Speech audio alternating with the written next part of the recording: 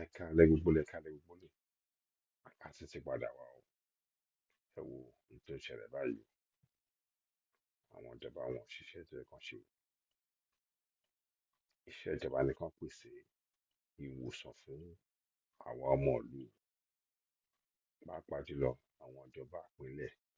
Iṣẹ́ wọn ni ó wà ní ìwé òfin. Mẹ́tàlélógún ẹsẹ̀ kẹta dí wọ́n sọ pé iṣẹ́ àwọn ìjọba ni kí wọ́n pèsè ilé ìwòsàn tó péye fún àwa ọmọ ìlú. Arákùnrin tí ń pààrà lute kò rí ìwòsàn, wọ́n ń béèrè owó. Ó yẹ kí wọ́n ṣe kíní yìí lọ́fẹ̀ẹ́ fún wa torí ó wà lábẹ́ ìwé òfin pé kán pèsè ẹ̀. Ara ta ṣe ń sọ pé ká bẹ̀rẹ̀ sí ní kópa nínú ìjọba wa nìyẹn, ká lo àṣẹ àti agbára ta ní.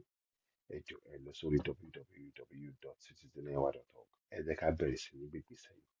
Ìyà ló máa fi jẹ wá tá a bá bẹ̀rẹ̀ sí ní gbé ìgbésẹ̀ yìí lápapọ̀ wa. Citizenenwa ló ń kí lórí Oduduwa TVRadio bẹ́ẹ̀ bá ṣe ń rí ètò yìí.